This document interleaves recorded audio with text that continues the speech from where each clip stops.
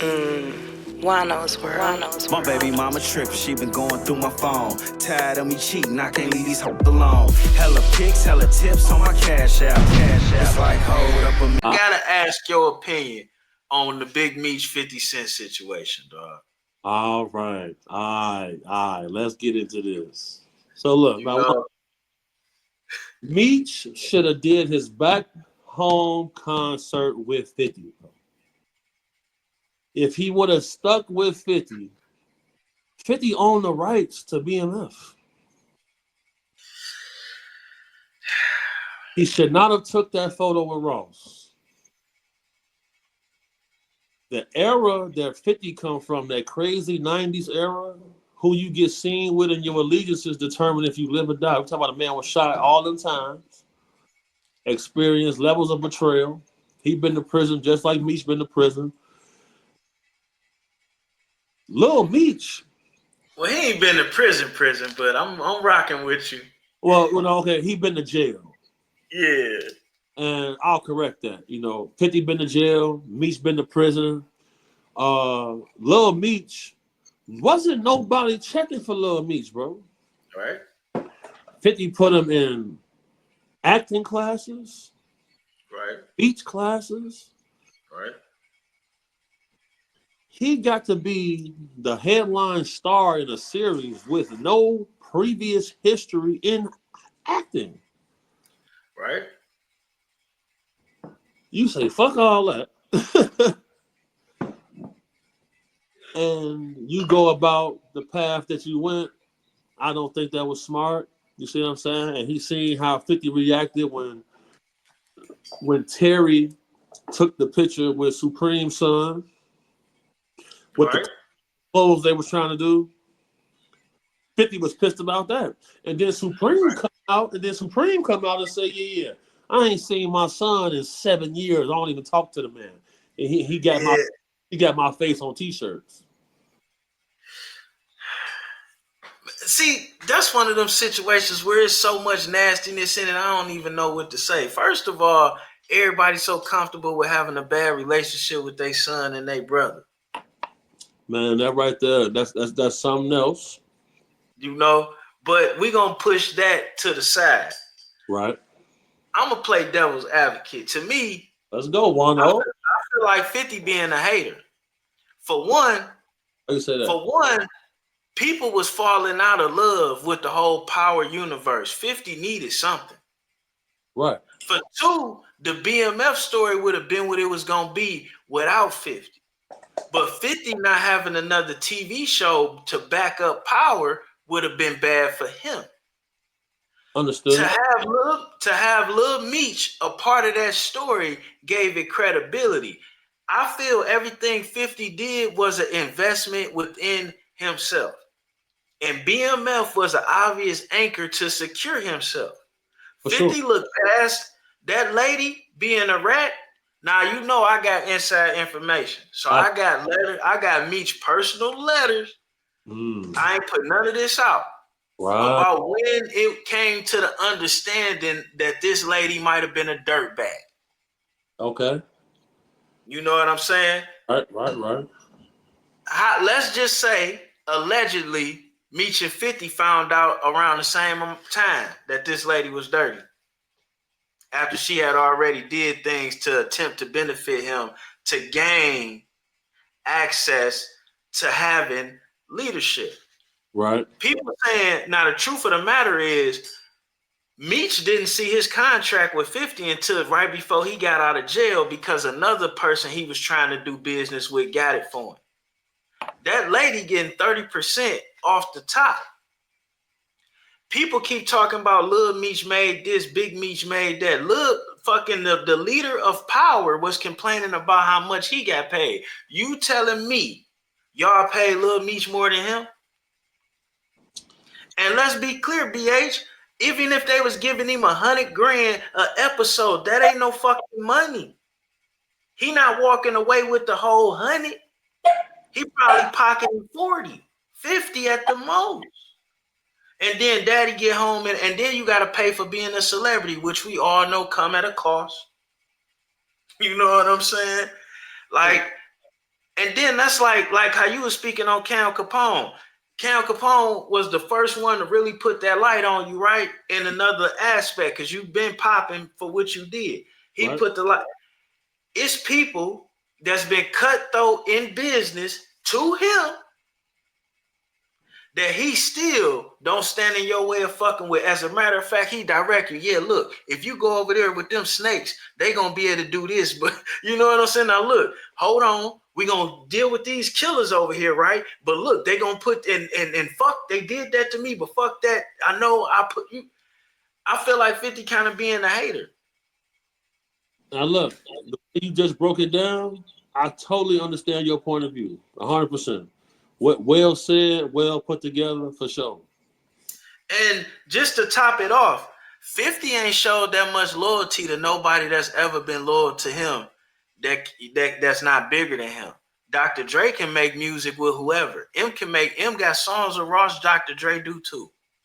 You know what I'm saying? 50 didn't embarrass Yayo. He embarrassed Buck. He Yeah, embarrassed everybody that's down with him except for DJ Envy. And he made jokes at DJ Envy whenever Envy looked like he slipped. for sure, for sure. But here's the thing, though. What I learned is being in a leadership role throughout my life, bosses have to know their men and who they're dealing with. And then there's never remorse for a baller, bro. Mm-mm. So then I also learned that every man has his own plan. No matter what you do for a person, at the end of the day, that man have his own plan. So the expectations on both sides were completely different. If I'm in meat shoes, I'm gonna play the game that got my son the cheese. Cause I was part of a group that booked Little Meech for a party in Louisville. Meech was getting 25,000 a walkthrough and 25,000 a host. And he don't rap, he don't have a song out. Just for him to come in there and stand there, all of that happens because of 50. So let's say he went through $5 million in 3 years. Now he over there doing promo. Man, you need promo for your album. Hit me up. Right. This and all that shit is ugly. Now, being from Detroit, I already have my own slight issue with all the ass kissing and dick sucking that Big Meech got. That's no haterism, but it's just I've always stood to like, yo, it's other millionaires that did that from here, this, that, or whatever that's actually in the city that, that's always been my stance on that.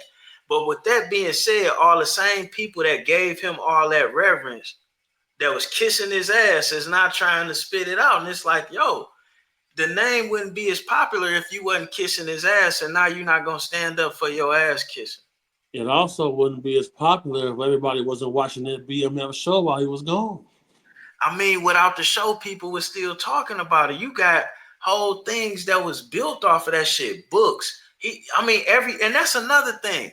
Meech has been a selfish motherfucker that's been feeding the streets for a long time. That's the truth. That's why it's so easy to say something about him and people attack him, because he's a kind of a selfish motherfucker. So it's hard to defend a selfish motherfucker. With that being said, he's still feeding the streets right now. He generating more algorithm money for some of these channels than anything you can imagine. Right. But the problem with that, he don't benefit from that financially. Right. But what bothers me about it is some of the same people. Now, look, I done been involved in a situation and I done tried to get myself out of it. But once the handcuffs came out, I ain't say shit else. Right. You got a whole lot of people who have made statements after that point calling him a snitch or putting a tag on him or siding with Fit. And my whole thing is this.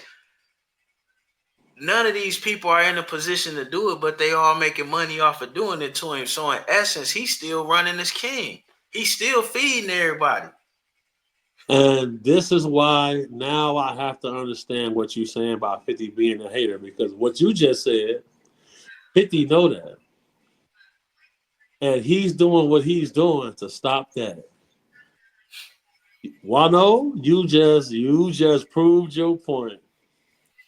Like that's all I'm saying. And it's like, and Meech kind of stupid because shit, Sammy the Bull, a famous snitch, and he get paid for it. So if he did, I know he didn't cross a line, but I know he capitalized off a line or attempted to capitalize once he realized a line was crossed. I know he didn't personally cross that line himself intentionally, from what I've come to see with black and white. For And sure. I ain't just talking because it's a whole lot going on in just what we see on Pacer. You know what I'm saying? So just to let you know, you know what I'm saying? So But the game is, did you hear about Dogface getting sued by Meech? man, I heard about that shit. Okay. We'll leave it at that right there. I don't think he's suing him. Okay. I don't think he's, and then that's some bullshit too. Like, look, Dogface admitted to stealing the title from me and copywriting it and shit, right? On YouTube, right? Right. So like, this is the whole thing. We're all business entities, For and sure. when you impinge upon my IP or my business or my catalog, I got the right to do whatever business wise because we're playing that game. You're playing that game with me. Now, when you got somebody that he did, right? And would I be a hoe? I'm gangster for life, For even sure. though I'm a hustler category. For I'll sure. never violate code. For So he sure. ain't got to worry about me suing him for that shit. I'll create something else. For But sure. point being, I could. Does that make me a hoe ass nigga or does that make me a businessman? And what does that make you for doing that and putting me in that situation? And that's what we need to be talking about more so than how people react to once you been and did some bullshit. I see what you're saying. I see what you're saying. So But like, so that's the whole thing. So if it's wrong for if Big Meech did sue him, if you feel like it's wrong for street niggas to take stuff like that in the court, then why would it not be wrong for you to steal Juan-o shit and copyright it? Now you right. took my YouTube street shit and you took that into the court and legitimized it under your name, and then you gonna turn around and tell me I would be wrong to fight for it? Mind you, it's nothing to me because I come up with shit like a toilet. You know what I'm saying? You gon' flush with that. But Yeah. just to make my point, because it come up in conversation, we not tripping on dogs or faces. You know what I'm saying? We just talking about people and places. Shout out, And dog. to use him as an example, like motherfuckers not really standing on the business that they put out here. I understand what you're saying. I understand what you're saying. And shout out Dogface too in the process. You feel me? I'll say this. I had seen Dogface say that, he didn't like the fact that Meech went and took the photo with Ross either. Mm. I just feel like at some point in time, when you are in a leadership role, you have to think outside of just yourself. That's the only way that your crew and team can win. I'm about to bust it down for you, bro. Okay. I'm from the hustler side, right? I gotta respect beef because I'm a money guy. But Right. if your wife ain't been fucked or ain't no blood been dropped, it's not a beef. Now, see, here's the thing with that. Then this is what I try to tell people. I You, know I'm old school, but am I wrong? I'm not saying you're wrong, but I do feel like it's out of context because once things hit the internet, it is no longer street rules or business applied. Once it's on the internet, this is no longer real nigga shit. Right, and that's what I'm saying. What this nigga doing ain't real nigga shit. And then let's be clear, the BMF show wasn't coming back no more. They might have did this last season. Him and Stars already was having problems. That's why he building his own shit. Why you gotta tear this nigga name down on the way out the door? And then it's like it's some fake bully shit. Because me personally, I get tired of this. I get tired of this tough Tony shit. You know, this more of me. I get tired of this tough Tony shit because niggas will look at me like Juan-o ain't wolf and he ain't like fuck all that wolf tickets. If it's take out everybody who ever did something to you, you putting way more effort into this dude than people that actually did something to you. That's serious right there. I'm just saying, because when somebody did something to me, I done them. Right. So when you tell me you the biggest, baddest motherfucker on the block, but I see you picking with people that ain't really did nothing to you, but people that done something to you is still around. I got a problem with that. To me, that's weak shit. That's selective gangsterism. I see it. They say I be playing the 50, but really I never do. I keep it a bean pie. That's selective gangsterism. And then to get the image of even being attacked dog or a bully, all the people, Ja Rule still riding brand new shit. You danced on Irv Gotti after diabetes got him. That's wild. But look, people are praised. This is what bothers. This is why I quit the streets. People praise that homogenized gangsterism shit, and then they give a hustler like me hell that ain't got a fucking stain on his collar, and I've been eating fucking mayonnaise sandwiches all day, man. You know how hard it is to not have a stain. Look, I'll say this, right? You know where I come from, you got a rule. If it's fuck you while you live, it's fuck you when you dead. Don't mean I gotta dance on your grave, though. So this is what I'll be talking about. Self-accountability in our community as black men is at an all-time low. Right. And that's why conversations like this are important. That's why I was excited to do the interview and get back on Juan-o's world, because the dialogue has to be had. Man. We can't grow as a community without having a dialogue. Now, Right. you just laid out a soliloquy, dog, that proved your point. So, you know, I'm gonna share this on my community post on my YouTube page, because it looked like 50 hating. But at the same time, though, everybody don't do the due diligence Juan-o does. Man. They gonna read the clickbait title. They gonna watch the first minute and a half of the video. Oh, big screech. So after hearing what you had to say, I'm gonna definitely digress a little bit. You feel me? I'm definitely leaning toward your point of view on this for sure, because and make no mistake about it, fuck my opinion. 50 knew this lady was a snitch. He did. Since 2015, 2016, and he went out his way to cover that up. He did know that. That's funny. That right there, violation. That's so who the fuck I don't fuck with no snitches. So don't tell me who telling. Phone them grave on the gas. Because now that goes back to the point I was saying, like, you just snapped. Because I was just saying that once it come on the internet, it's no longer real nigga shit. But what you just said is now niggas is using selective gangsterism. Well said, Juan-o. Well said, Juan-o. Well said, Juan-o. I agree.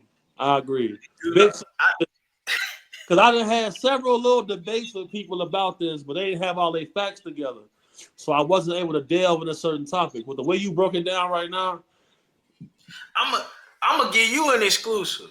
Okay. Ooh, Juan-o's world. Right. I don't just be putting stuff out because everybody jumping on either on me's back or on his dick, and I'm neither. You know what I'm saying? He did something no other black man has been able to do for real, period. That deserves a respect within itself, regardless how his story ends or what he's done wrong or who he is as a person. With that being said,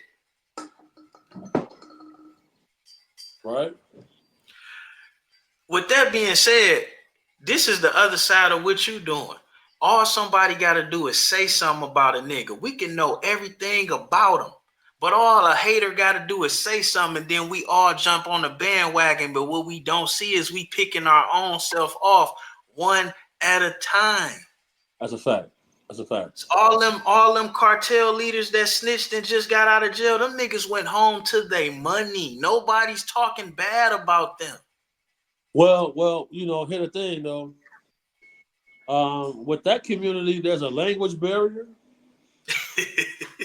and then none of us is Mexican, none of us is from that area, but for sure, in them villages, motherfuckers like that motherfucking rat bastard. You know that's going on.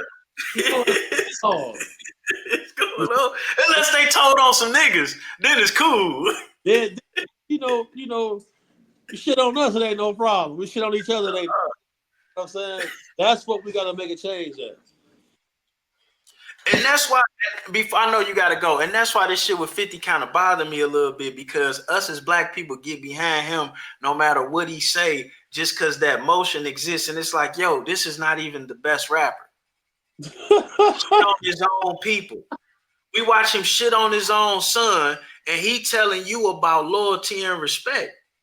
You know what I'm saying? I don't give a fuck what my baby mama do. I choke her before I talk bad about her publicly. Like, this things is just violations. It's like you never supposed to ever do. You leave your kids out to dry. You know what I'm saying, bro?